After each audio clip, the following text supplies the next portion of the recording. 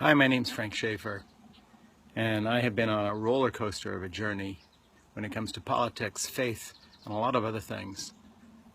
About the only thing I've really stuck with in my life is two things: a commitment to art through my writing, the dozen or so books that I have out, both novels and nonfiction, and my commitment to Jeannie, who I got pregnant when she was 17 and I was 18. And we were in Switzerland in a fundamentalist mission. You can imagine how that went over. But here we are 46 years later with 3 grown children and 5 grandchildren, and a life committed to each other as best friends through all those ups and downs. And it's as a grandfather and a father that I look at this election between Hillary Clinton and Donald Trump. Not really in any other way. I really don't care about the politics or the political parties. I'm registered myself, first as a Republican back in the day when I was on the religious right, then as a Democrat, then as an independent. You know, I've never been happy with these party labels. But I just have to say something to you, and that is that in this election, the difference between Hillary Clinton and Donald Trump is not one of party. It's one of an existential threat against the well-being of my children and grandchildren and a sane and rational future.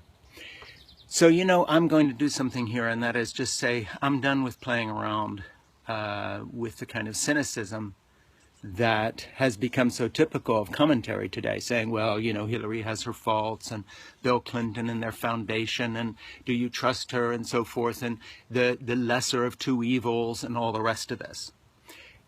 You know, I'm going to work my ass off for Hillary Clinton to get her elected, because I believe she will be a great president.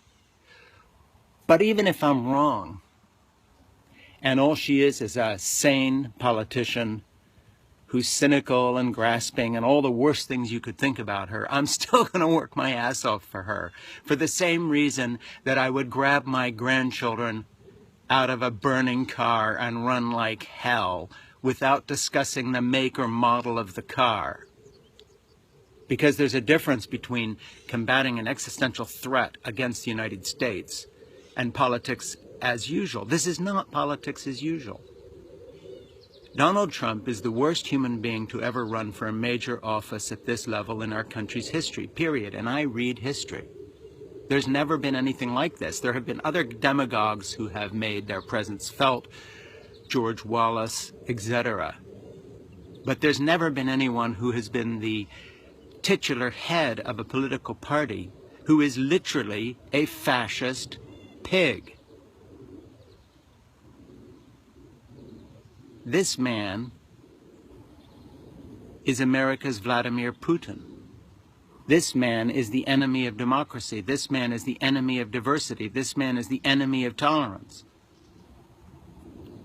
The choice this autumn is not between the Democrats and the Republicans, or between Bernie Sanders and Hillary, or between someone you trust and someone you don't trust. The choice is between an abyss, a culture and country-ending abyss, as we put our future into the hands of a fool and a tyrant and a bully and a braggart and a liar, and a sane, ordinary human being who I happen to really believe in. So enough with this cynicism of on the one hand and the other hand. I think Hillary Clinton will be a great president. I don't think she's a great or even a very good politician. And of course, I can't get in her heart and mind and know if she's a good person. Look, I came out of a background of disliking the Clintons enough so that when Bill Clinton wrote me a personal handwritten note on a card from his office in New York after he had been president, thanking me for an op-ed I wrote for the Washington Post called My Heart on the Line. You can go type in Frank Schaefer, My Heart on the Line, Washington Post, talking about my journey as a father of a Marine and what it meant to me to discover the honor of the United States military in a time of war as my son was being sent to war. And I moved Bill Clinton, and he wrote me a handwritten note saying how deeply moved he had been by reading the piece. I didn't answer him or thank him for the note because I had never liked the Clintons. But I've changed, actually. I like Hillary quite a bit. I like her better as a leader than I did her husband. I believe in her for a lot of reasons, for the sake of my daughters, for the sake of the future, for her vision of America. But that aside, forget it. Every American who loves this country is going to fight to see her become president and to see a majority in the Senate become Democratic, to stop these people who have disrespected Barack Obama for 8 years, who have lied to us, and who have now vomited up into our national life this excrescence. Donald Trump, this Putin-grasping, horrible betrayer of American values, who even asked the Russians to spy on the political process to help him become president. This disgusting dark blot, this pit. I believe in America. I believe in our future. I believe in the world my little grandchildren are being launched into, and I will defend it. And I ask you to as well. So get rid of the cynicism here, whatever your views of the Clintons, and please join me.